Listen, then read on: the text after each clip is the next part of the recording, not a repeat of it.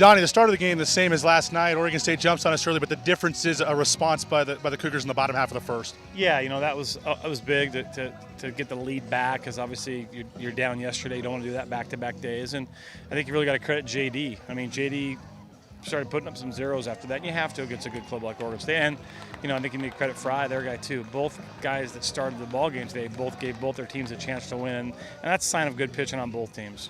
First guy out of the bullpen today, Scott Simon, a guy who ties Adam Conley's record today with his 25th appearance by a freshman. We know what Adam's gone on to do, but Scotty was pretty good today. But what do you just talk about him this season and maybe the future for him? Well, that's awesome. I'm glad you brought that record up. Craig, you're the guy that knows them all, and I didn't know that, but really, Scotty's just getting better. I mean, he's got all the tools in the world, and I don't think he's even come close to reaching his potential, what he's going to be, but he gives us a chance. And, he's had a couple rough outings, but, I mean, he's been out there 25 times. Not a lot of guys can do that. So if he just keeps progressing and keeps getting better, I mean, the sky's the limit for Scotty, and I'm sure glad he's in our uniform. Kellen Camus comes on and really bridged the gap to Anthony Drobnik. I know Drob didn't close it out like we would have liked, but did a pretty good job, I thought, too, of getting out of the ninth after he gave up the tying run. Yeah, exactly. I mean, he gave up the tying run, and then they got Conforto and Hayes, the guys that have really hurt us, are coming up. So, he got the out he needed and got a W, and, that was on me. I wanted to go Kellen in the ninth. He'd been throwing a lot of strikes. Drop hasn't thrown as many strikes as he needs to, but he came in tonight and did that. So we just were trying to maybe take some pressure off some people, but, our pitching's been good enough lately. Our offense hasn't really bailed us out, so it looked like the offense, got that big hit tonight, which we needed. Take us to the bottom of the ninth a little bit. You've got Kyle up there to try to bunt. He gets hit by the pitch, which gives you another opportunity to bunt.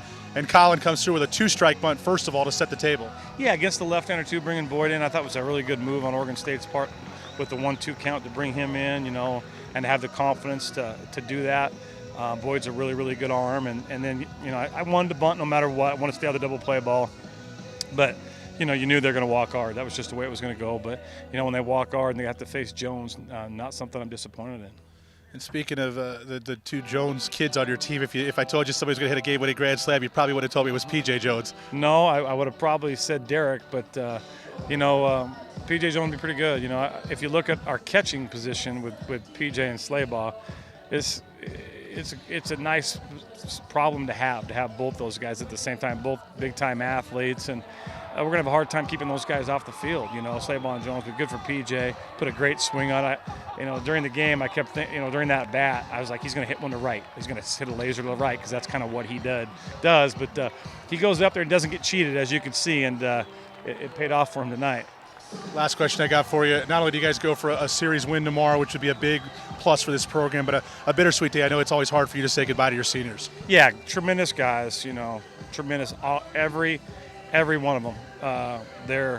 They epitomize our program. Spencer Jackson, Anthony Drobnik, Taylor Ard, Tommy Richards, Patrick Clausen, Kyle Johnson, Derek Jones. They're really, really great people. They're good baseball players too, obviously, but they're really, really great people. Every one of those guys has their college degree. They all graduate with over a 3.0. I mean, what more can I say about those guys, They're really, really good kids, and we are really, really going to miss that core group of guys.